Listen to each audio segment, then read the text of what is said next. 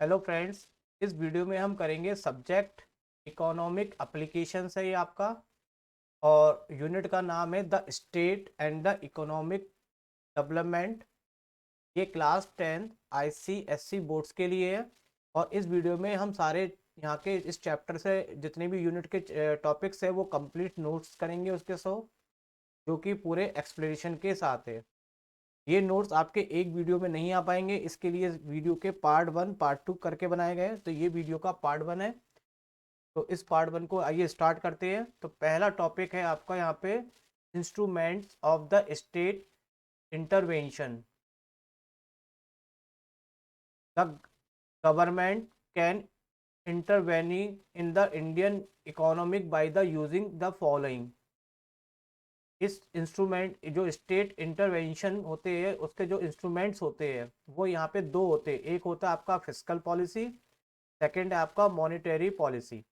तो देखिए ये फिस्कल पॉलिसी और मॉनेटरी पॉलिसी जो होती है वो गवर्नमेंट के इंटरवेन्यू है। इंटरवेन्यू का मतलब गवर्नमेंट किस किस चीज़ में इंटरफेयर कर सकती है।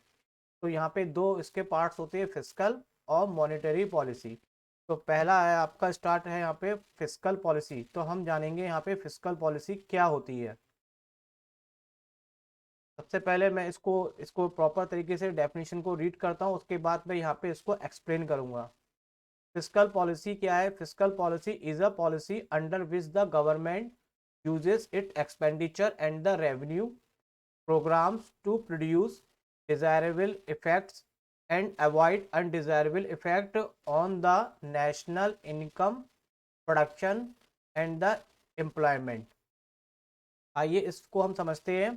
देखिए किसी भी कंट्री के डेवलपमेंट के लिए तीन चीज़ें बहुत इंपॉर्टेंट होती है। एक होता है आपका नेशनल इनकम, सेकंड प्रोडक्शन और थर्ड एम्प्लॉयमेंट। अगर यहाँ पे ये चीज़ें तीनों हमारे लिए क्या हो, डिज़ायरेबल इफेक्ट हो। डिज़ायरेबल इफेक्ट का मतलब है हम अपने अकॉर्डिंग अगर इस चीज़ में यानी कि इनकम हम कंट्री की बढ़ाए, प्रोडक्शन बढ़ाए और हमारे यहाँ पूरा एम्प्लॉयमेंट हो, हर व्यक्ति काम करने वाला हो, तो इस चीज़ को हम बोलेंगे डिज़ायरेबल इफेक्ट। तो यहाँ पे ये जो पॉलिसी होती है फिस्कल पॉलिसी, ये इस चीज़ को डिज़ायरेबल इफेक्ट को क्या करती है, प्रोड्यूस करती है। और जो अनडिज़ायरेबल इफेक्ट होते हैं, अनडिज़ायरेबल इफेक्ट कौन से हो गए, जो इन चीज़ों पे बैड इफेक्ट डालती है, जैसे कि नेशनल इनकम का कम होना, प्रोडक्शन हमारी कंट्री में कम होना और एम्प्लॉयमेंट की जगह अनएम्प्लॉयमेंट का बढ़ना। तो ये अनडिज़ायरेबल इफेक्ट को क्या करती है, अवॉइड करती है, यानी कि कम करती है। तो आप देखिए फिस्कल पॉलिसी क्या हो गई। फिस्कल पॉलिसी गवर्नमेंट की एक पॉलिसी होती है जिसमें वो अपने एक्सपेंडिचर जो उसके खर्चे होते हैं उसके लिए पॉलिसी निकालती है। एंड द रेवेन्यू, रेवेन्यू का मतलब जो गवर्नमेंट की इनकम होती है। गवर्नमेंट की इनकम कहाँ से होती है, टैक्स से। गवर्नमेंट हम लोगों से, पब्लिक से या फिर इंडस्ट्री से या जो भी व्यक्ति होता है वर्क करता है, कुछ चीज़ प्रोडक्ट बनाता है, तो उससे वो टैक्स के रूप में अपनी इनकम यहाँ पे करती है। उस चीज़ को हम बोलते हैं रेवेन्यू।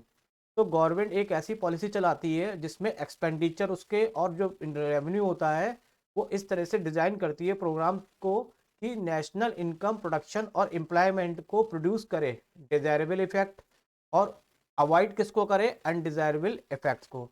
तो ये इसकी फिस्कल पॉलिसी है। तो इसकी प्रॉपर डेफिनेशन क्या हो गई फिस्कल पॉलिसी की? Fiscal policy is a policy under which the government uses its expenditure and the revenue program. किस चीज़ के लिए, टू प्रोड्यूस डिजायरेबल इफेक्ट, और किस चीज़ से बचने के लिए, अवॉइड अनडिजायरेबल इफेक्ट। और ये दोनों चीज़ें किसके लिए अप्लाई हो रही है, national income, production and employment. तो this is the definition of the fiscal policy. Objective rules fiscal policy का क्या है? देखिए यहाँ पे दो प्रकार की पॉलिसी डिस्कस करेंगे, एक मॉनेटरी है और एक फिस्कल। अभी जो जितना भी टॉपिक चल रहा है वो आपका फिस्कल पॉलिसी से रिलेटेड चल रहा है। तो यहाँ पे अभी हमने डेफिनेशन समझी। अब आप देखिए इसका रोल, रोल का मतलब हो गया इसकी इंपॉर्टेंस क्या है, फिस्कल पॉलिसी होने से क्या क्या मतलब हमें बेनिफिट्स है, क्या क्या उसके ऑब्जेक्ट्स है। The following are the main objective of the fiscal policy. तो मेन कौन कौन से है? फर्स्ट है इसका इकोनॉमिक ग्रोथ, सेकंड है फुल एम्प्लॉयमेंट, थर्ड है आपका इकोनॉमिक स्टेबिलिटी जिसको हम प्राइस स्टेबिलिटी भी कह सकते हैं, फोर्थ है आपका सोशल जस्टिस, और इसका मतलब होता है to reduce income and wealth inequalities. तो यहाँ पे ये 4 पॉइंट जो है वो इसके ऑब्जेक्ट है फिस्कल पॉलिसी के। इन चारों ऑब्जेक्ट को हम एक एक करके समझेंगे। तो पहला जो है आपका है वो इकोनॉमिक ग्रोथ। तो फर्स्ट इकोनॉमिक ग्रोथ क्या होती है? By reducing direct taxes the government can induce the investors to increase the rate of investment. Similarly, by reducing indirect taxes, the buyers and the consumers can be motivated to demand more goods. देखिए इसको हम कैसे समझते हैं, इसको हम थोड़ा सा एग्जाम्पल लेके समझते हैं। किसी भी कंट्री की जो ग्रोथ होती है, कौन सी इकोनॉमिक, वो किस पे डिपेंड करती है? वो डिपेंड करती है कि कंट्री में कौन कौन से इन्वेस्टर्स है, मतलब इन्वेस्टर ही जो होते हैं वो कंट्री में कंपनियां लगाते हैं, प्रोडक्शन करते हैं। और जब कंपनी और प्रोडक्शन होगा तो हमारी कंट्री की जो इकोनॉमिक है वो ग्रोथ होगी। और दूसरा ये है कि ये इन्वेस्टर कंपनी कब लगाएंगे? जब गवर्नमेंट इन पे टैक्स को क्या करेगी? रिड्यूस करेगी। कम से कम टैक्स अगर इनको लगाया जाएगा तो हमारे कंट्री में लोग ज़्यादातर कंपनियां अपनी लगाना चाहेंगे, क्योंकि यहाँ पे टैक्स कम देना पड़ता है तो उनको बेनिफिट्स मिलेगा। तो इसलिए यहाँ पे पहला क्या है ये कि इकोनॉमिक ग्रोथ के लिए by reducing direct tax the government can induce the investor to increase the rate of investment. का मतलब ये है कि अगर गवर्नमेंट कम से कम डायरेक्ट टैक्स अप्लाई करती है तो इन्वेस्टर अपना जो पार्ट है वो रोल क्या करेंगे? इंक्रीज करेंगे। इट मीन्स अगर उनकी एक कंपनी है तो वो चाहेंगे उस जैसी 10 कंपनियां बनाए। सिमिलरिटी अब ये उसके लिए रिड्यूसिंग द इनडायरेक्ट टैक्स की बात कही जा रही है बायर्स के लिए, जो खरीदने वाले और कंज्यूमर्स होते हैं वो भी मोटिवेट होना जरूरी है। इट मीन्स कि अगर हम कोई सामान बाजार से खरीद के लेके आते हैं, अगर गवर्नमेंट उस पर टैक्स कम लगाती है तो वो सामान जो होता है हमें कम कीमत का मिलता है।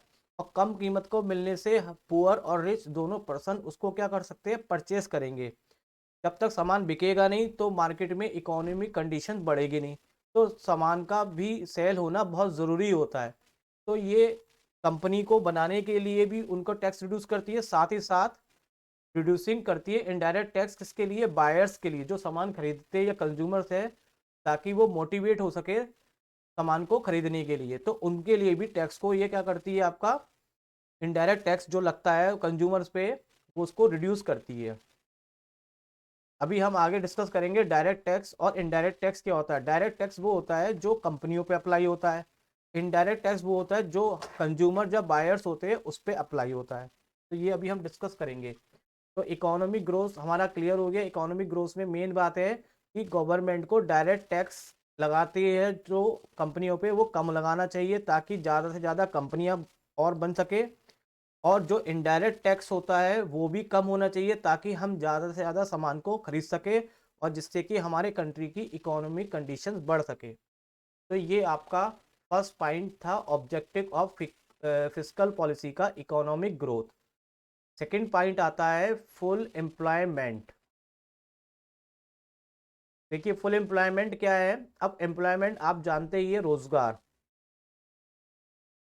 रोजगार ये है कि अगर हमारे कंट्री में सभी लोग रोजगार वाले होंगे, इट मीन्स कोई भी अनएम्प्लॉयमेंट नहीं होगा, तो हमारी कंट्री की ग्रोथ जो होगी वो बहुत आगे होगी। लेकिन अगर हमारी कंट्री में अनएम्प्लॉयमेंट ज़्यादा होगा, इट मीन्स लोग काम ज़्यादा नहीं करते हैं, तो इसका मतलब ये है कि यहाँ पे कंपनी आपकी सॉरी कंट्री आपकी ग्रोथ नहीं करेगी। तो मेन फिस्कल पॉलिसी का ये भी एम होता है कि वो ज़्यादा से ज़्यादा एम्प्लॉयमेंट बनाए रखे। यानी कि अपनी कंट्री में चाहेंगे कि वो फुल एम्प्लॉयमेंट हो। उसके लिए वो क्या करते हैं, देखिए पहले इसको समझते हैं फिर मैं इसको एक्सप्लेन भी करता हूँ। The foremost objective of fiscal policy in developing economy is to achieve and maintain full employment in an economic. सबसे मेन जो ऑब्जेक्टिव होता है फिस्कल पॉलिसी का वो डेवलप करना होता है इकोनॉमिक को। डेवलपिंग इन इकोनॉमिक को डेवलप करना होता है। और और इकोनॉमिक डेवलप तब होती है जब वो मेंटेन्स करती है फुल एम्प्लॉयमेंट, पूरे एम्प्लॉयमेंट उसके यहाँ हो, ताकि इकोनॉमिक में वो अपना रोल प्ले कर सके। इसके लिए गवर्नमेंट क्या करती है? टू रिड्यूस कम अनएम्प्लॉयमेंट करने के लिए, to reduce unemployment the state would spend sufficiently on social and economic overhead. तो गवर्नमेंट क्या करती है? खर्चा करती है। किस चीज़ पे खर्चा करती है? Sufficiently on social and economic overheads. It means कि गवर्नमेंट क्या करती है, सड़कें बनवाती है, पुल बनवाती है, बहुत सारे काम होते हैं जो गवर्नमेंट कराती है। जैसे कोई भी रेलवे का काम है तो गवर्नमेंट के अंदर अंडर में है, तो रेलवे में कोई वर्क होना है तो वो भी गवर्नमेंट में है, तो उन चीज़ों पे वो स्पेंड करती है मनी। उससे होता क्या है कि जब वो खर्चा करेगी तो खर्चा करने के लिए कुछ ना कुछ कंस्ट्रक्शन होगा, और कंस्ट्रक्शन करने के लिए कोई ना कोई तो चाहिए, तो पर्सन चाहिए होंगे, तो पर्सन चाहिए होंगे, तो पर्सन जो काम करेंगे उनको रोजगार मिलेगा, यानी कि वो एम्प्लॉयमेंट हो जाएंगे।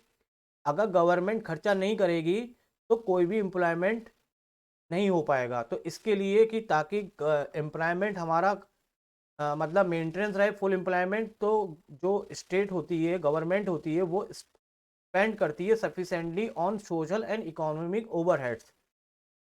दीज एक्सपेंडिचर, जो ये खर्चे होते हैं, would help to create more employment opportunity. इसको खर्चे करने से बहुत सारी अपॉर्चुनिटी मिलती है, किसके लिए, एम्प्लॉयमेंट के लिए, और इससे इंक्रीज हो जाता है productivity effect efficiency of the economic. इससे हमारा दो बातें होती है, एक तो एम्प्लॉयमेंट हमारा बढ़ता है, दूसरा हमारा कंट्री का जो होता है डेवलपमेंट भी इंक्रीज होता है।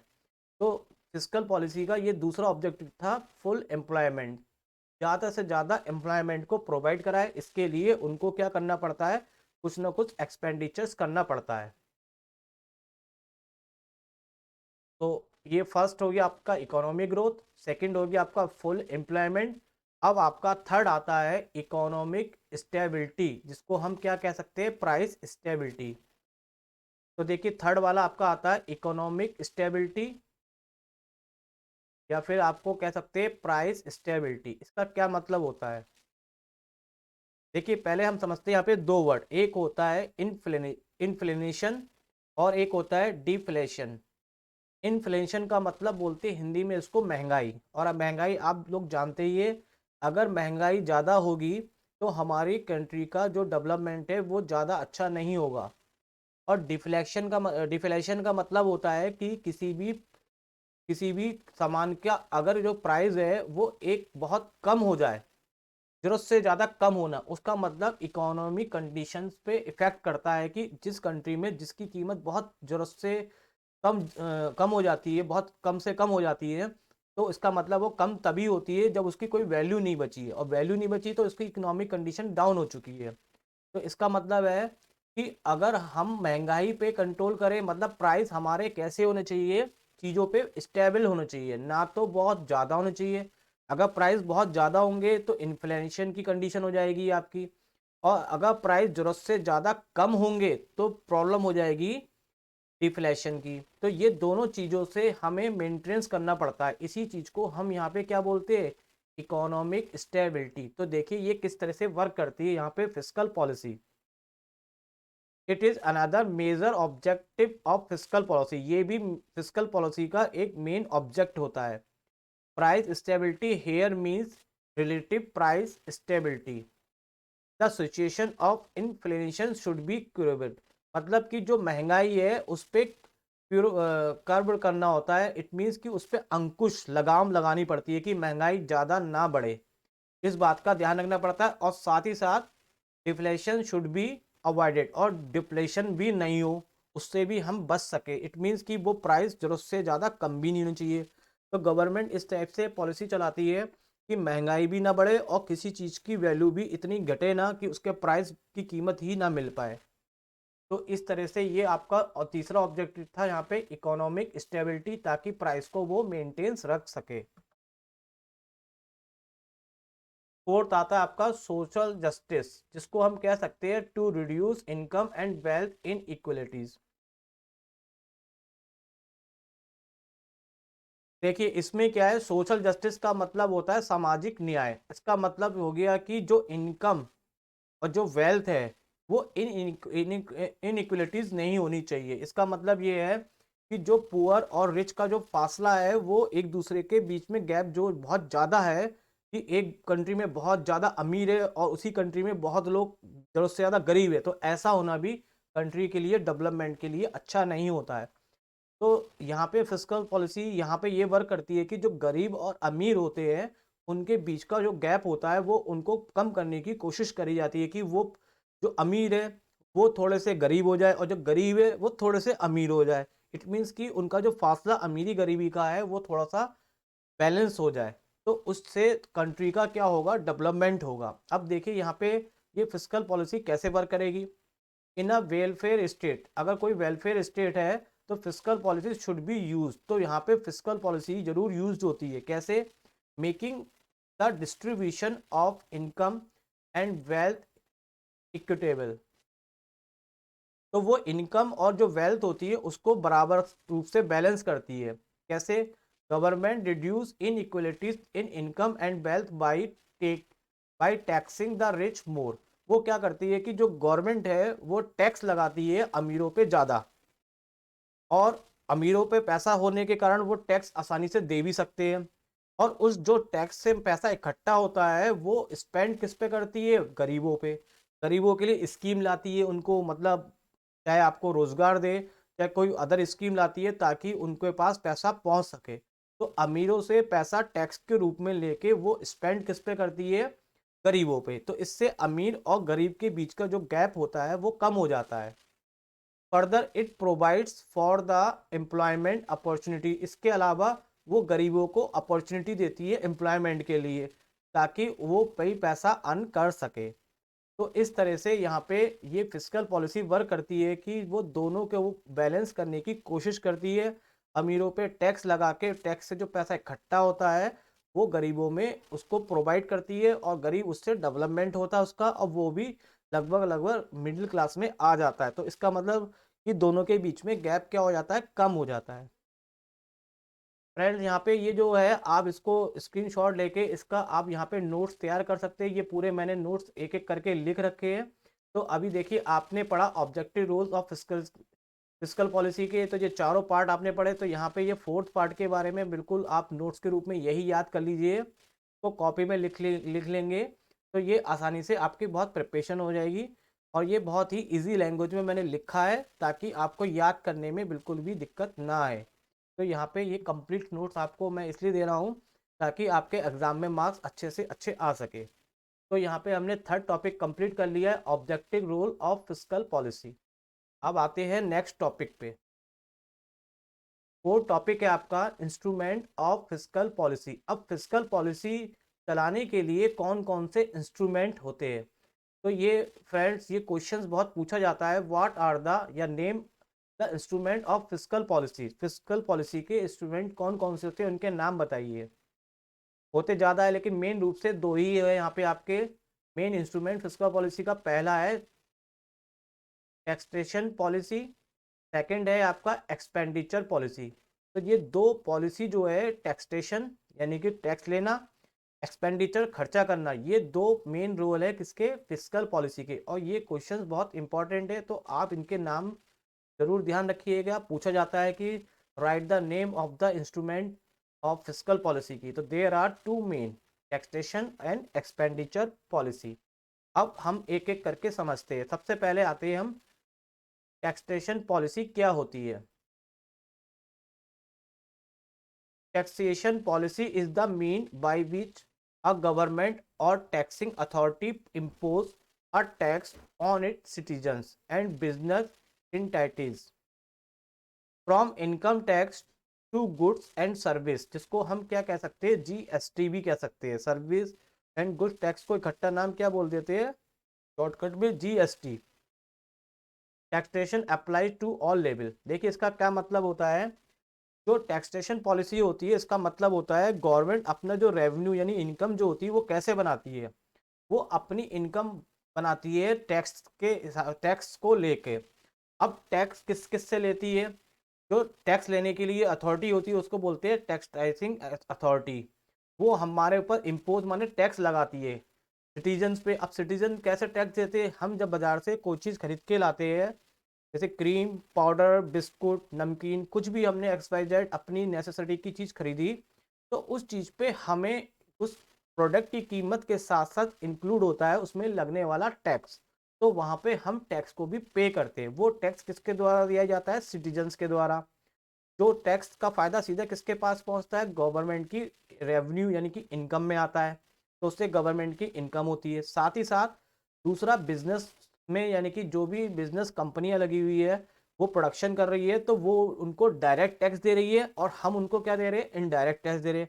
इट मीन्स दोनों तरीके से उनके पास टैक्स पहुंच रहा है।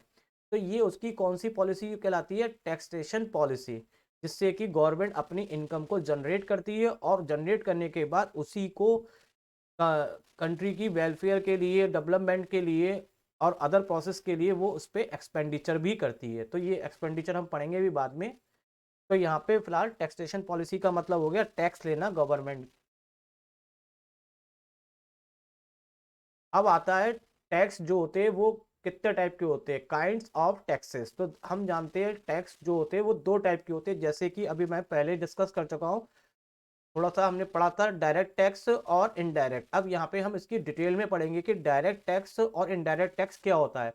तो डिटेल में पढ़ने से पहले मैंने यहाँ पे एक टेबल बनाई है डायरेक्ट टैक्सेस और इनडायरेक्ट टैक्सेस के बीच में टेबल है। ये टेबल आपको दो चीजों में वर्क करेगी, एक तो ये पूरा डायरेक्ट टैक्स को आपको एक्सप्लेन कर देंगे, दूसरा यहाँ पे डिफरेंस करने को आपसे पूछा जा सकता है, what are the difference between the direct taxes and indirect. तो दोनों आपका साथ ही साथ यहाँ पे वर्क हो जाएगा।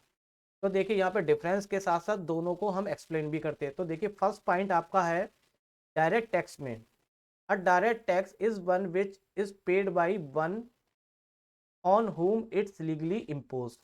डायरेक्ट टैक्स जो होता है वो किसी एक के द्वारा दिया जाता है जो लीगली तरह से उस पर अप्लाई होता है।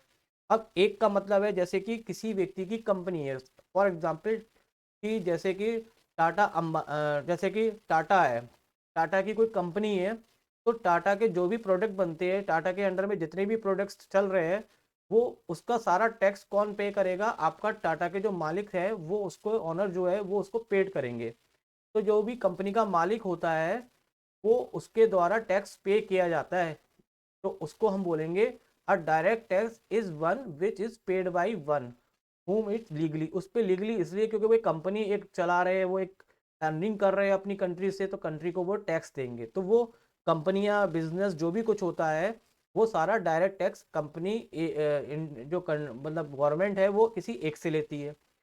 यही चीज हम अगर इनडायरेक्ट टैक्स में देखें तो इनडायरेक्ट टैक्स क्या होता है, indirect tax is impose on one person. जो इनडायरेक्ट टैक्स होता है वो लगता तो एक पर्सन के द्वारा है, लेकिन पार्शली तरीके से या होली तरीके से वो डिवाइडेड हो जाता है अदर पे। इसका मतलब क्या हुआ, मैं एक एग्जांपल समझाता हूँ आपको। जैसे कि कोई चीज प्रोडक्ट बना, सपोज कि कंप्यूटर बना, तो कंप्यूटर को किसी ने बनाया होगा, तो वो कंप्यूटर जो है वो किसी एक वन पर्सन के द्वारा या वन कंपनी कह सकते हो, किसी एक ग्रुप के द्वारा बनाया गया होगा।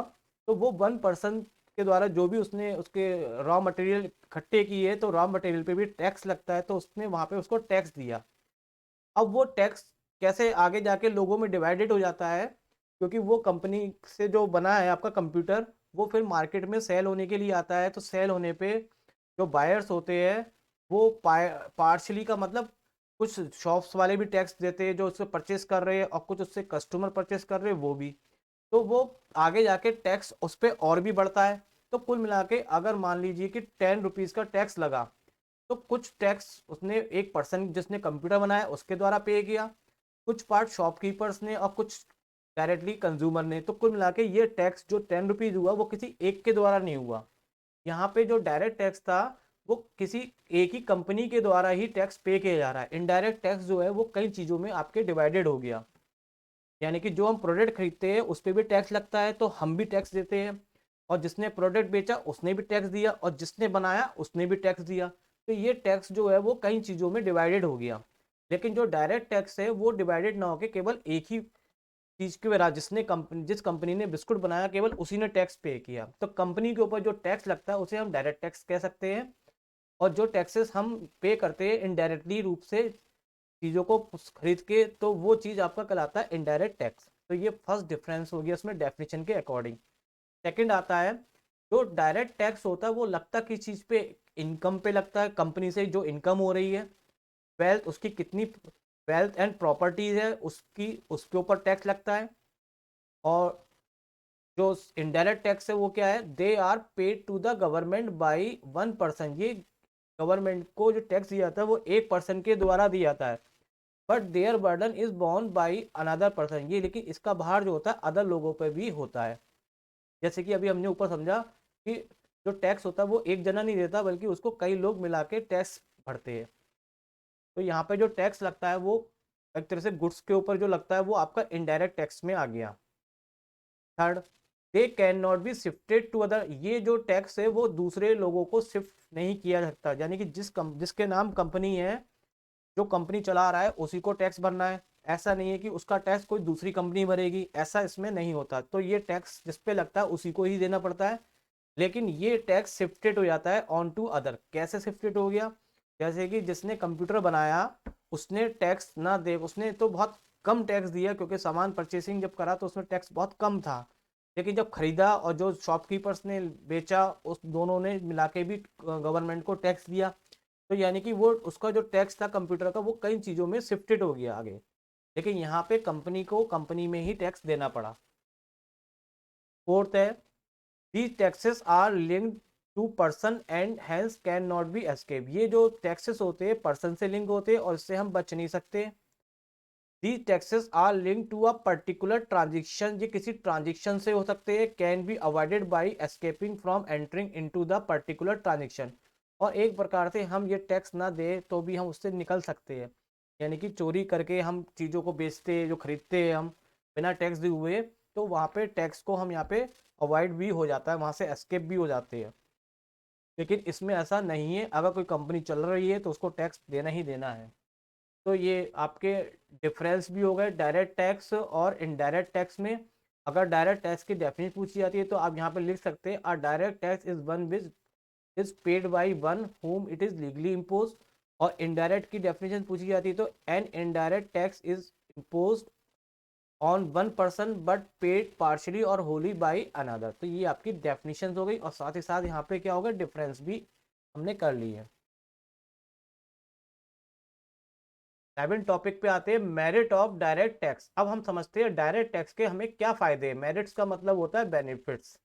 तो जो डायरेक्ट टैक्स है उसको उसके क्या बेनिफिट है, देखिए हर एक के कुछ मतलब एडवांटेज भी होते हैं और कुछ डिसएडवांटेज भी होते हैं। सबसे पहले हम डायरेक्ट टैक्स के एडवांटेज देखते हैं जिसको हम क्या कह सकते हैं, मेरिट्स। फिर कुछ उसके डिसएडवांटेज भी है जिसको हम बोलेंगे डीमेरिट्स। तो ये एक एक करके पढ़ते हैं। सबसे पहले देखिए डायरेक्ट टैक्स के कौन कौन सी मेरिट्स होती है। तो following are the important merit of direct taxes. First है इकोनॉमी।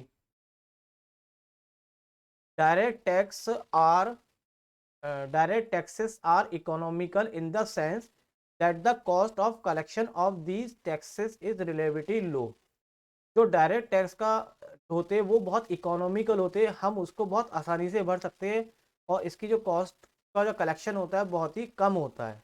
तो ये फर्स्ट है इसका। सेकंड इसका है equity. A direct tax is an equitable tax, ये एक ऐसा इक्विटेबल टैक्स होता है through it the rich can be made to pay more then the poor. मतलब इसमें ये है कि इक्विटेबल का मतलब है कि जो रिच व्यक्ति है वो ज़्यादा टैक्स भरता है किसके कंपेयर में, पुअर से। तो क्योंकि पुअर जो व्यक्ति होगा उसके पास तो खाने के लिए पैसे नहीं होते तो वो टैक्स कहाँ से देगा। तो इसलिए गवर्नमेंट क्या करती है, डायरेक्ट टैक्स क्या लगाती है, कंपनी पे लगाती है। और कंपनी जो चलाता है तो डेफिनेट रूप से वो रिच ही होगा तो उस वो टैक्स देगा। अब कंपनी में जो लोग काम कर रहे हैं या कुछ उस अदर लोग हैं जो गरीब है तो वो टैक्स इतना नहीं भर रहे जितना कि उनको भरना पड़ रहा है कंपनी में। तो यहाँ पे क्या है कि देखिए यहाँ पे लिखा हुआ है through it the rich can be made pay मोर।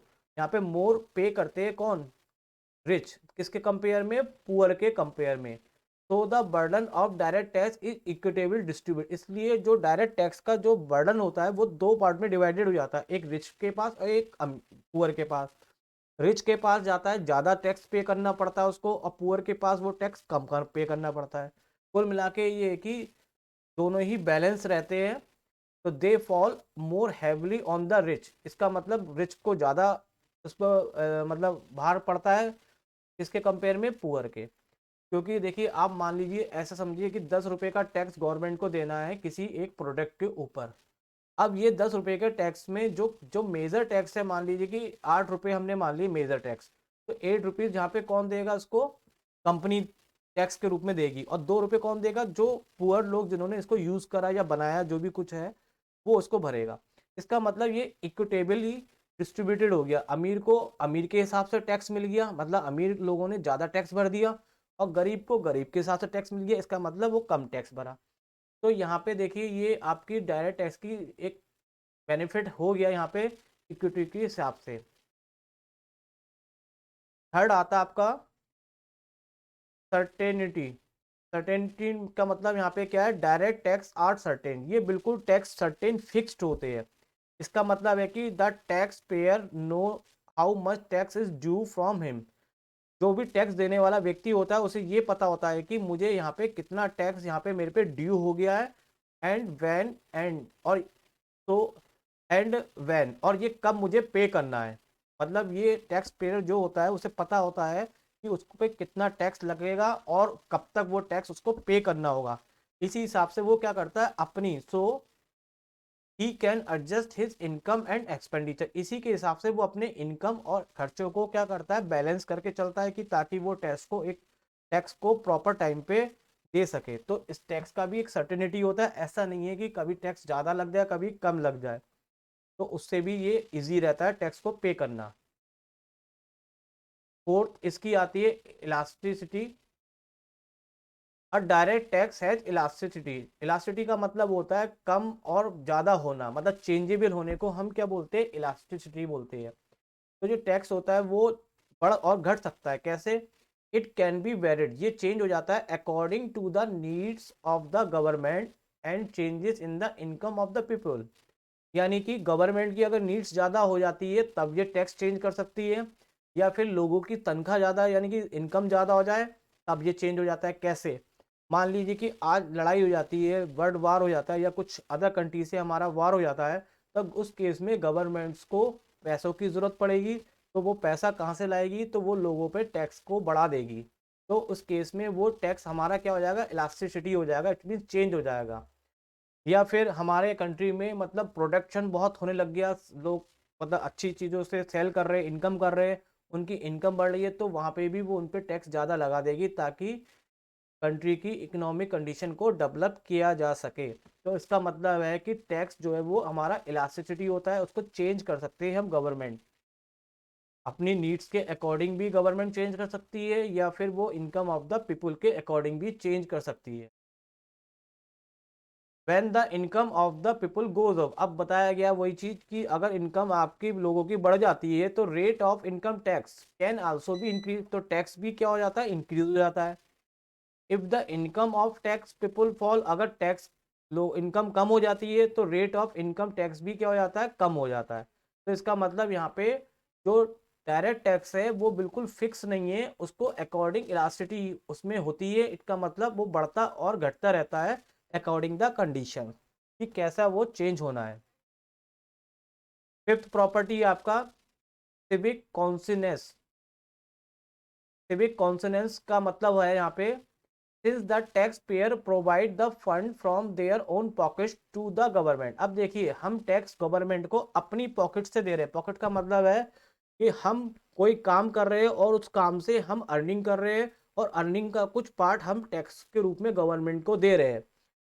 तो हम क्या चाहेंगे? They take keen interest in seeing that these funds are properly utilise. तो हम ये देखेंगे जो हम टैक्स गवर्नमेंट को दे रहे हैं तो गवर्नमेंट उस टैक्स के पैसे का क्या कर रही है, उस फंड का मतलब वो कहाँ पे अप्लाई यूज कर रही है। तो इस चीज के जानने के लिए हमें इंटरेस्ट इसलिए बना रहेगा क्योंकि वो ही टैक्स का पैसा हमारे द्वारा ही दिया गया है। तो हम देखेंगे कि वहां पे हम उसके लिए बिल्कुल सचेत रहेंगे कि गवर्नमेंट वो पैसा कहीं फिजूल खर्ची तो नहीं कर रही है, या ऐसी जगह नहीं लगा रही है कि जो जिसका कोई यूटिलाइज नहीं होना है। तो इसका मतलब ये होता है यहाँ पे हम कंसिनेंस भी रहते हैं इस टैक्स के लिए जो हम टैक्स देते हैं। This public awareness play an important role in checking the wastage of public expenditure. इससे पब्लिक का जो अवेयरनेस बना रहता है वो वेस्टेज होने से एक्सपेंडिचर को बचाता है, यानी कि पैसा व्यर्थ ना जाए, उसका बेकार फंड ना हो। तो पब्लिक इस बात पे भी अटेंशन रहता है क्योंकि पब्लिक के ही द्वारा वो पैसा दिया गया है गवर्नमेंट को टैक्स के रूप में। तो यहाँ पे सिविक कॉन्सिनेंस का भी रोल रहता है। तो ये इसकी फिफ्थ मेरिट थी डायरेक्ट टैक्स की। अब यहाँ पे नेक्स्ट टॉपिक देखते हैं, डीमेरिट ऑफ डायरेक्ट टैक्स। देखिए ये तो अभी हमने जितने भी पढ़े ये सारे फायदे पढ़े थे डायरेक्ट टैक्स के। अब यहाँ पे कुछ डिसएडवांटेज भी है डायरेक्ट टैक्सेस के, जिसको हम पढ़ेंगे किसकी फॉर्म में, डीमेरिट्स के रूप में। तो डीमेरिट्स के रूप में जो डिसएडवांटेज है वो कौन कौन से है। फर्स्ट है ये अनपॉपुलर। ये जो है अनपॉपुलर का मतलब ज्यादा ये पॉपुलर नहीं है। It means these taxes are not very popular because the people have to bear burden of such tax directly। ये टैक्स लोगों को इसलिए अच्छा नहीं लगता है क्योंकि यहाँ पे ये टैक्स का लोड जो होता है वो लोगों के ऊपर पूरी तरह से डायरेक्टली पड़ता है। That is why when the rate of direct tax is raised, जब डायरेक्ट टैक्स को एकदम से बढ़ा दिया जाता है तो most people express their dissatisfaction against the government. देखिए कंपनी पे अब एकदम से लोड बढ़ा दिया जाए, टैक्स को एकदम से अचानक इंक्रीज कर दिया है। मान लीजिए टैक्स किसी चीज पे 10% है और 1-2% ना होकर सीधा गवर्नमेंट ने 15% बढ़ा दिया, तो सारा लोड उस कंपनी पे आ जाता है कि 15% गवर्नमेंट को टैक्स देना है, 10 जो कि पहले वो 10 देती आई। तो वो उस बात से क्या रहेगी, सेटिस्फाई नहीं होगी, तो वो गवर्नमेंट से कहेगी कि ये गवर्नमेंट ने अच्छा नहीं किया और फिर कंपनी चलाना बहुत मुश्किल हो जाएगा। तो इस तरह से ये यहाँ पे जो डीमेरिट है वो अनपॉपुलर है। एकदम से टैक्स का जो लोड होता है वो किसी पर्टिकुलर एक ही व्यक्ति पे पड़ता है, क्योंकि अभी आपने पढ़ा डायरेक्ट टैक्स कोई एक ही व्यक्ति यानी एक ही कंपनी के द्वारा दिया जाता है, जबकि इनडायरेक्ट टैक्स में तो कई लोग इंक्लूड होते हैं, तो सारा सारा बर्डन किसी एक पे आ गया, तो इसलिए यहाँ पे ये अनपॉपुलर है। यहाँ पे देखिए आपसे क्वेश्चन ऐसे ही पूछे जा सकते हैं कि why the direct taxes are unpopular. तो ये इस टॉपिक्स में इनके बहुत सारे आंसर्स आ जाते हैं, तो आप इनसे भी क्वेश्चंस को बहुत जब करेंगे तो ज़्यादातर क्वेश्चन इसी नोट से ही आपके कंप्लीट होने वाले हैं, जो भी आपके एक्सरसाइज में दे रखे हैं।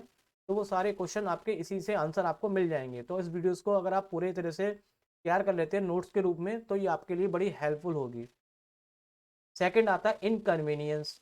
यहाँ पे दूसरी डिसएडवांटेज है डायरेक्ट टैक्स का, इनकन्वीनियंस। अब इनकन्वीनियंस किस रूप में है, the tax payer have to maintain accounts to satisfaction tax authority. अब देखिए हम एक तो टैक्स तो दे ही रहे हैं, ठीक है, टैक्स दे रहे हैं और जिस टैक्स अथॉरिटीज को हम टैक्स भर रहे हैं उसमें हमें अपने अकाउंट्स को भी मेंटेनेंस करना है। अकाउंट्स का मतलब हमने कितना प्रोडक्शन किया, उसके लिए हमने कहाँ से रॉ मटेरियल खरीदा, कितना उस पर टैक्स दिया, तो ये सारा लेखा जोखा हमें उसको कंपनी को देना पड़ता है। किसको, टैक्स अथॉरिटी को, ताकि वो ये बता सके जो हम टैक्स दे रहे हैं उसका पैसा, जैसे 10 रुपये दिया तो 10 रुपये जब टैक्स दिया इसका मतलब हमने 200 रुपये या 1000 रुपये कमाए होंगे तब हमने 10 रुपये दिए, तो वो पूछा जाएगा आपके ने 200 या 10 या 1000 रुपये कहाँ से कमाए, किस तरीके से कमाए, तो उसका भी हमें लेखा जोखा उसको गवर्नमेंट को देना पड़ता है। Have to submit the statement, इसके लिए हमें अपने स्टेटमेंट को भी, इनकम की स्टेटमेंट को भी सबमिट करना पड़ता है विथ सोर्स ऑफ इनकम, जिसमें हमें इनकम की सोर्स दिखानी पड़ती है कि हमने पैसा कैसे कमाया, फ्रॉम विच इज ड्राइव, की पैसा वो कहाँ से हमने लेके आए। तो इट इज अ कॉज और lot of inconvenient to the tax payer, इसलिए ये एक बहुत इनकन्वीनियंट टैक्स भी हो जाता है। देखिए टैक्स देना ठीक है, लेकिन चलिए कोई बात नहीं, अगर हमें लेखा जोखा नहीं पूछा जाएगा तो थोड़ा सा यहाँ पे पेपर वर्क या अकाउंट का जो झंझट होता है उससे हम बच जाएंगे, लेकिन ऐसा भी नहीं हो सकता। तो डायरेक्ट टैक्स जो है वो हमें देना पड़ता है, जिसमें हमें पूरा सारा स्टेटमेंट देना पड़ता है अपने अकाउंट्स का, जो कि हमने मेंटेनेंस करके चलते हैं कि हमें गवर्नमेंट को टैक्स देना है। तो गवर्नमेंट हमसे पूछेगी कौन सी चीज़ कहाँ से लाए, किससे बायर्स किया, किसको परचेस किया, किससे मतलब सेल किया, सब कुछ आपसे लेखा जोखा पूछा जाएगा। तो उसी के हिसाब से आपको यहाँ पे थोड़ा सा कन्वीनियंस लगेगा टैक्स देना। एक तो टैक्स दे रहे हैं, ऊपर से सब कुछ हमें ये भी करना पड़ रहा है। थर्ड आता है पॉसिबिलिटी ऑफ इवेशन। इवेशन का मतलब होता है चोरी करना। अब देखिए यहाँ पे संभावना टैक्स की चोरी की भी हो जाती है। कैसे हो जाएगी, in India there is a large scale of evasion of income tax. यहाँ पे लोग जो होते हैं इनकम टैक्स के नाम से बहुत ज़्यादा मतलब चोरियाँ करते हैं कि टैक्स नहीं भरते, on the part of wrong practices and do not show their correct income to the tax authority. Actual में अभी आपने पढ़ा कि जब टैक्स भरते हैं तो टैक्स भरने के लिए हमें सारे अपने अकाउंट्स को दिखाना पड़ता है। अब उस अकाउंट्स में भी जहाँ हमने कोई चीज़ खरीदी होती है तो उसको भी खरीदने में भी टैक्स देना पड़ता है, और जो सेल किया उसमें भी टैक्स देना पड़ता है। तो दोनों ही केस में हमें यहाँ पे थोड़ा सा हम पैसा बचाने के लिए अपनी इनकम को उसके जो एक फेयर इनकम होती है उसको ना दिखा के हम अपनी इनकम को करेक्ट यहाँ पे शो नहीं करते, और जब इनकम करेक्ट शो नहीं होती तो उसके हिसाब से टैक्स भी प्रॉपर तरीके से उतना नहीं दिया जाता जितना कि देना चाहिए। तो यहाँ पे क्या हो जाता है, हम टैक्स में चोरी कर लेते हैं, यानी कि जितना हमें टैक्स देना चाहिए उतना टैक्स हमने नहीं भरा। तो यहाँ पे पॉसिबिलिटी हो जाती है किसकी, पॉसिबिलिटी ऑफ इवेशन, यानी कि जो हम टैक्स में चोरी कर रहे हैं उस चीज़ की भी यहाँ पे संभावना पूरी पूरी हो जाती है। तो ये डीमेरिट है आपकी डायरेक्ट टैक्स की। फोर्थ पार्ट आता है आर्बिटेरी, इसका मतलब मनमानी करना। आर्बिटेरी का मतलब हो गया मनमानी करना। किस तरह से मनमानी चलती है, it is argued that the direct taxes are arbitrary, ये मतलब यहाँ पे माना जाता है कि डायरेक्ट टैक्स जो है वो आर्बिटरी है। The rate of taxes depend upon the vision of taxes taxation authority and not on the ability to pay. जो रेट है टैक्स की, वो मतलब गवर्नमेंट जो होती है अपनी मनमानी तरीके से ही हम पे टैक्स लगा देती है। उस वो हमसे कभी नहीं पूछेगी कि आपका टैक्स 10% लगना है या 12% लगना है। उसको लगेगा कि इस चीज़ पे इतना प्रॉफिट है तो यहाँ पे अपना टैक्स लगा देते हैं। तो यहाँ पे जो टैक्स लगाया जाता है वो आर्बिट्ररी मनमाना टैक्स होता है। वो चाहे हमारे लिए नॉट ऑन एबिलिटी टू पे, चाहे वो टैक्स इतना हो कि हम उसको पे भी करने के एबल नहीं हो, यानी कि उतना टैक्स हम ना भर पाए और उससे ज़्यादा हम पे वो टैक्स लगा दिया जाता है, तो हमें यहाँ पे थोड़ा सा क्या होता है कि ये टैक्स देना भारी लगता है। तो ये आपकी डीमेरिट बन जाती है किसकी, डायरेक्ट टैक्स की, यानी कि ये डिसएडवांटेज है हमारे लिए। मनमाना टैक्स लगाना भी ठीक नहीं होता। तो ये आपके यहाँ पे डीमेरिट्स थे डायरेक्ट टैक्सेस के। नेक्स्ट आता है आपका, देखिए अभी हमने पढ़े डायरेक्ट टैक्स के मेरिट और डीमेरिट, अब हम यहाँ पढ़ेंगे इनडायरेक्ट टैक्स के भी मेरिट्स और डीमेरिट्स के बारे में। तो वो जो टैक्स था वो डायरेक्ट कंपनी या जो ऑनर्स होते थे वो भरते थे। अब जो हम टैक्स की बात कर रहे हैं वो इनडायरेक्ट टैक्स है। और इनडायरेक्ट टैक्स जो होता है उसको कई लोग मिला के देते हैं। कंपनी भी देती है, प्रोडक्शन जो करती है वो भी देते हैं, वर्कर्स भी देते हैं, और जो शॉप्स में प्रोडक्ट बेचा जाता है वो शॉप्स वाले भी बेचते हैं, और जो हम खरीदते हैं कंज्यूमर तो वो भी टैक्स। तो सब मिला के जो टैक्स देते हैं उसको हम बोलते हैं इनडायरेक्ट टैक्स। तो उसके कौन कौन से हमारे एडवांटेज है, कौन कौन सी मेरिट्स है, तो वो हम टॉपिक्स में करेंगे। तो पहला ये टॉपिक में जो एडवांटेज है वो है कन्वीनियंट। ये हमारे लिए बहुत कन्वीनियंट होता है। किस तरीके से, indirect taxes are more convenient than direct taxes. जो इनडायरेक्ट टैक्स है वो सब बहुत ज़्यादा कन्वीनियंट टैक्स है किससे, डायरेक्ट टैक्सेस से। They are paid in a small amount, क्योंकि ये हमें बहुत कम अमाउंट में देना पड़ता है। फॉर एग्जाम्पल हमने बिस्कुट खरीदा 5 रुपए वाला, गुड डे का, या कोई भी खरीदा हमने, ग्लूकोज का लिया, कोई भी लिया, तो 5 रुपए में हमें मुश्किल से, आप देखिए तो प्रोडक्ट आपका पास 4.50 रुपीज़, 4 4 रुपीज़ 50 पैसे का होगा, तो मुश्किल से 5 पैसे या 10 पैसे का ही आपने उसमें टैक्स दिया। तो ये बहुत स्मॉल में आपने टैक्स पे किया। They are generally included in the price of the commodity. ये टैक्स हमने प्राइस में ही, मतलब जो हमने 5 रुपए का खरीदा बिस्कुट उसी में ही टैक्स इंक्लूड था, कोई अलग से हमने उसका टैक्स नहीं दिया। Hence not much burden it is felt by their payer, और इसलिए जो टैक्स देने वाला है उस पर कोई भी बर्डन नहीं पड़ा। तो ये हमारे लिए बहुत कन्वीनियंट हो गया, सुविधाजनक हो गया इनडायरेक्ट टैक्स देना। वाइड कवरेज, अब ये यहाँ पे टैक्स को बहुत तरीके से कवरेज कर सकते हैं। Indirect tax can be impose on a large variety of goods. अब जो जो टैक्स है ये इनडायरेक्ट, ये काफ़ी वैरायटी जो गुड्स सामान कई तरीके के आते हैं उन पे लगाए जाते हैं। So that most of the person contribute something to revenue of the government. अब जो टैक्स कई तरह के वैरायटी ऑफ गुड्स पे लगाए गए उसको लोग जब खरीदेंगे, जब उन गुड्स को टैक्स को खरीदेंगे, जब वो लोग उन टैक्स उस गुड्स को खरीदेंगे तो खरीदने में वो कोई ना कोई टैक्स गवर्नमेंट को जरूर देंगे, क्योंकि अभी हमने पढ़ा है कि जो टैक्स होता है वो इंक्लूड होता है प्राइस में, किसकी, कमोडिटी के। जो भी हम खरीदते हैं तो उसमें हम एक टैक्स भी देते हैं। तो वो टैक्स का कंट्रीब्यूशन जो होगा वो रेवेन्यू इंक्रीज करेगा किसकी, गवर्नमेंट की, यानी कि गवर्नमेंट की इनकम को वो बढ़ा देगा। तो इससे वाइड कवरेज भी हो जाती है टैक्स की। सॉरी।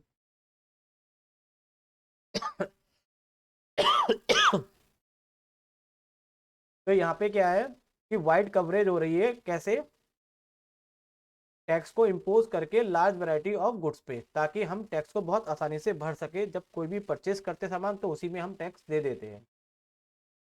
थर्ड आता है यहाँ पे इक्विटी। अब देखिए यहाँ पे क्या है, indirect tax can be made equitable. ये भी बहुत इक्विटेबल, हमारे मतलब अमीर गरीबियों के बीच में भी बहुत फासला जैसे कम करना होता है, कैसे करेगा। ये जो टैक्स होते हैं उन चीज़ों पे लगाए जाते हैं जो लग्जीरियस गुड होते हैं। लग्जीरियस का मतलब जो महंगे आइटम होते हैं, जो बहुत ज़्यादा रिच पर्सन जिसको खरीदना पसंद करते हैं वही खरीद सकते हैं। तो उस पर ज़्यादा से ज़्यादा टैक्स लगाए जाते हैं, ताकि रिच जब खरीदेगा तो उसके हिसाब से वो टैक्स को भी ज़्यादा देगा। एंड लो टैक्सेस, और कम टैक्स किस पे लगाए जाते हैं, असेंशियल कमोडिटी, जो हमारे लिए बहुत जरूरत की चीज़ें होती है उस पर टैक्स गवर्नमेंट कम से कम लगाती है। जैसे कि जो भी हमारे डेली लाइफ में यूज होने वाली चीज़ है, साबुन है, तेल है, घी है, शक्कर है, टी है, कुछ भी है, ये सब असेंशियल चीज़ें हैं, तो इस पर टैक्स बहुत कम होता है। तो इस तरह से देखिए बैलेंस रहता है कि जो रिच लोग होते हैं वो सामान खरीदने में गवर्नमेंट को ज़्यादा टैक्स दे देते हैं, और हम सामान खरीदने में गवर्नमेंट को बहुत कम टैक्स देते हैं। तो हम दोनों पे यानी रिच और पुअर पे कोई इफेक्ट ज़्यादा टैक्स का नहीं पड़ता, तो इससे उनका बैलेंस बना रहता है। इसी चीज़ को हम यहाँ पे इक्विटी कहते हैं। फोर्थ प्रॉपर्टी है यहाँ पे, मेरिट्स पढ़ रहे हैं यहाँ पे किसकी, इनडायरेक्ट टैक्स की। तो फोर्थ पार्ट है इलास्टिक। तो देखिए ये भी इलास्टिक है, यहाँ पे भी टैक्स को हम बड़ा घटा सकते हैं। They are very elastic in yield impose on necessity of life which have an inelastic demand. तो किसी भी चीज़ की नेसेसिटी के हिसाब से हम टैक्स को इंक्रीज और डिक्रीज कर सकते हैं, तो ये भी इनलास्टिक है, इलास्टिक है सॉरी। इनडायरेक्ट टैक्सेस और नेसेसिटी और लार्ज रेवेन्यू। अब जितना भी इनडायरेक्ट टैक्सेस है हमें बहुत ज़्यादा लार्ज रेवेन्यू देता है, because people must by these thing, क्योंकि लोग चीज़ों को क्या करते हैं, जो आवश्यक चीज़ें होती है उसको खरीदना ही खरीदना है, और खरीदना है तो हमें टैक्स भी देना है। तो यहाँ पे जो टैक्स है वो आपका इलास्टिक है। फिफ्थ है लैक्स टैक्स इवेशन। अब देखिए इनडायरेक्ट टैक्स में चोरी होना बहुत ही मुश्किल है। जैसे डायरेक्ट टैक्स में तो हम चोरी कर सकते हैं, लेकिन यहाँ पे चोरी करना बहुत मुश्किल है। कैसे, आपने क्या करा, एक बिस्कुट खरीदा, बिस्कुट की कीमत आपने 5 रुपये पे करी, 5 रुपये में आपने टैक्स दिया ही दिया, तो किसी तरह से 5 रुपये में आप टैक्स बचा नहीं सकते। तो यहाँ पे जो टैक्स है वो कई रूप में डिवाइडेड होता है, इसलिए आप टैक्स की चोरी बहुत ही रेयरली रहती है। तो indirect taxes are difficult to evade, चोरी करना बहुत मुश्किल होता है, as they are include in the price, क्योंकि जो टैक्स लगा होता है वो प्राइस के साथ ही लगा होता है, कॉमोडिटी के जो प्राइस होता है उसी के अंदर इंक्लूड है। आपको अलग से टैक्स नहीं देना कि 5 रुपये आपको बिस्कुट खरीदना है प्लस 50 पैसा आपको टैक्स देना है, ऐसा नहीं है। तो जो कीमत है उसी में ही टैक्स इंक्लूड है, तो वो टैक्स चोरी नहीं होगा, वो सीधा गवर्नमेंट के पास जाएगा। A person can evade an indirect tax only when he decided not to purchase. वो चोरी तभी कर सकता है इनडायरेक्ट टैक्स की, वो सामान को खरीदे ना। और ऐसा कैसे पॉसिबल है कि वो सामान को खरीदेगा नहीं, जो उसकी जरूरत की चीज़ है वो तो उसे खरीदना है। जब वो खरीदेगा तो डेफिनेट रूप से वो वहाँ पे टैक्स को देगा, तो वहाँ पे कोई चोरी नहीं होगी। तो यहाँ पे इस तरह से हमने देखा कि डायरेक्ट टैक्स में एक हमारा हमने पढ़ा था कि वहाँ पे टैक्स की चोरी बहुत होती है, पॉसिबिलिटी है, यहाँ पे पॉसिबिलिटी नहीं है। तो लैक्स टैक्स एविशन होता है। यहाँ पे अब डीमेरिट्स भी करते हैं इनडायरेक्ट टैक्स में, कौन कौन से डिसएडवांटेज भी है, हर एक चीज़ के एडवांटेज डिसएडवांटेज होते हैं, तो यहाँ कुछ डिसएडवांटेज है। तो पहला है regressive, indirect taxes are not equitable. ये इक्विटेबल इसलिए नहीं है कि सेल टैक्स जो इंडिया में दिया जाता है more heavily on the poor than on rich, वो गरीबों पे ज़्यादा पड़ता है अमीरों के कंपेयर में। कैसे, देखिए आपने जो इनडायरेक्ट टैक्स इनडायरेक्ट टैक्स पड़ा वो किस चीज पे लगता है, प्रोडक्ट्स पे जैसे लगा। अब 5 रुपए का बिस्कुट अगर रिच वाला खरीदे तब भी उसको उतना टैक्स देना है, अगर वही पुअर पर्सन खरीदे तब भी उसको टैक्स देना है। तो इसका मतलब इस हिसाब से तो दोनों ने टैक्स यहाँ पे सेम दिया, जबकि रिच के पास टैक्स ज्यादा दिया जाना चाहिए और पुअर के लिए कम दिया जाना चाहिए। दोनों एक ही प्रोडक्ट के लिए सेम टैक्स पे कर रहे हैं, तो यहाँ पे ये इक्विटेबल नहीं हो पा रहा है, बैलेंस नहीं हो पा रहा है। गवर्नमेंट को टैक्स दोनों तरीके से बराबर तरीके से पहुंच रहा है, अमीर से भी और गरीब से भी उतना ही। जबकि होने क्या चाहिए, जैसे कि अभी हमने पहले पढ़ा था कि रिच को टैक्स ज्यादा देना पड़ता है, तो ठीक है, गरीब को नहीं देना पड़ता क्योंकि उसके पास चीजें नहीं होती, तो वो टैक्स कहाँ से देगा। तो इस पॉइंट ऑफ व्यू से जो सेल टैक्स होता है, सेल टैक्स का मतलब जो सामान के साथ जो सामान बिकता है उसके साथ जो टैक्स लग के आता है वो दोनों को ही बराबर का देना पड़ता है। तो as it had to paid the same rate, same rate देना पड़ता है बाई ऑल, दोनों को। Whether a rich man a buy a commodity और अ पुअर मैन, चाहे उसको फिर कोई गरीब खरीदे चाहे कोई अमीर खरीदे, the price in the market is the same for all, क्योंकि प्राइस दोनों के मार्केट में सेम रहेंगे। 5 रुपए का बिस्कुट 5 ही का बिकेगा। ये ऐसे नहीं बिकेगा ये पुअर के लिए जो है 4 रुपए का है और ये रिच के लिए आपका 5 रुपए का, ऐसे करके नहीं बिकेगा। वो 5 रुपए का ही बिकेगा, उस पर जो भी टैक्स है वो दोनों को इक्वल देना पड़ेगा। इससे कि पुअर पे टैक्स का लोड ज्यादा पड़ गया compare to rich. The tax is wrapped in the price, tax जो होता है वो प्राइस के साथ होता है। Hence rich and poor pay the same amount में वो टैक्स दे रहे हैं, विच इज ऑब्वियसली अनफेयर, जो कि बिल्कुल भी फेयर नहीं है। इसलिए इनको क्या कहा जाता है, रिग्रेसिव कहा जाता है इसके लिए। सेकेंड डीमेरिट आती है आपकी नो सिविक कॉन्सिनेस, इसमें कोई कॉन्सिनेस भी नहीं होती है, यानी कि जो हम टैक्स दे रहे हैं तो हम उस टैक्स से ये नहीं देख रहे कि जो फंड गवर्नमेंट के पास इकट्ठा हुआ है वो फंड का गवर्नमेंट सही तरीके से इस्तेमाल कर रहे नहीं कर रहे, क्योंकि वो हमने डायरेक्ट नहीं दिया है। उसको हमने सामान खरीदा तो सामान में ही वो टैक्स हमारा चला गया, तो इसलिए हम उसके लिए ज़्यादा कॉन्सिनेस नहीं रहते। तो indirect tax do not create civic consciousness among the tax payer because they are impose on the community, क्योंकि वो टैक्स हमारे सामान के ऊपर लगाए गए थे। हमने अपने पास से डायरेक्ट टैक्स नहीं दिया बल्कि सामान को खरीदा, उसी में टैक्स हमने दे दिए प्राइस के साथ, तो ज़्यादा हमें परवाह नहीं रहती गवर्नमेंट उस पैसे का क्या करेगी। लेकिन जो टैक्स हम डायरेक्ट देते हैं उसको हम जरूर सोचेंगे, गवर्नमेंट से क्वेश्चन पूछेंगे कि आपने वो पैसा कहाँ खर्च किया। Hence the taxpayer do not feel at all that they are paying the tax. Third आता है आपका अनसर्टेन। अच्छा, ये जो टैक्स होता है अनसर्टेन होता है, चीजों पे टैक्स बढ़ते घटते रहते हैं, जैसे कि उसमें पता रहता है कि चीजों में इतने टैक्स। डायरेक्ट टैक्स जो होते सर्टेन थे, ये सर्टेन नहीं है। Indirect tax on goods with elastic demand, elastic होते हैं, कभी ये बढ़ जाते हैं कभी घट जाते हैं। आज चीनी 40 रुपीज की बिक रही है, कल उसके प्राइस 35 के भी हो सकते हैं और 45 के भी हो सकते हैं, तो ये अनसर्टेन है। When a commodity is tax, जब किसी भी कॉमोडिटी टैक्स लगाया जाता है इट्स मार्केट प्राइस राइज, तो उसके मार्केट प्राइस क्या हो जाते हैं, बढ़ जाते हैं। और रिजल्ट ये होता है कि उसकी डिमांड क्या हो जाती है, कम हो जाती है। लोग उसको जब चीनी महंगी हो जाएगी तो चीनी लोग कम खाना पसंद करेंगे, क्योंकि उस पर टैक्स ज़्यादा लग गया इसलिए उसके प्राइस राइज हो गए। तो यहाँ पे इकोनॉमिक कंडीशन पे फर्क पड़ जाएगा। तो it is quite difficult to anticipate the income from the indirect taxes, इसलिए यहाँ पे टैक्सेस ये क्या आपके अनसर्टेन है। और फोर्थ है इसका डिमेरिट हार्मफुल टू इंडस्ट्रीज, अगर ऐसे टैक्स से इंडस्ट्रीज को भी लॉस होता है। किस तरीके से, they discourage industries of raw material or taxes. अब वो क्या है कि जो इंडस्ट्रीज होती है कोई भी सामान बनाती है तो उनको रॉ मटेरियल चाहिए होता है।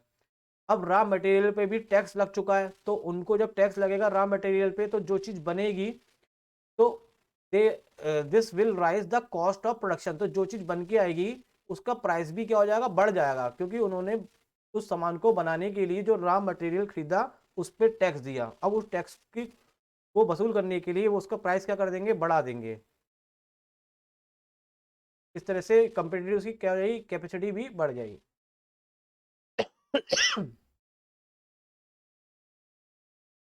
तो फ्रेंड्स यहाँ पे हमारे 10 टॉपिक हमने कवर करे हैं और आई होप कि ये आपको नोट्स पसंद आए होंगे। आप इसको यहाँ पे स्क्रीनशॉट लेके चाहे जैसे भी आपको जो भी आपको कन्वीनियंस लगता है आप इस नोट्स को अपनी कॉपी पे भी लिख सकते हैं।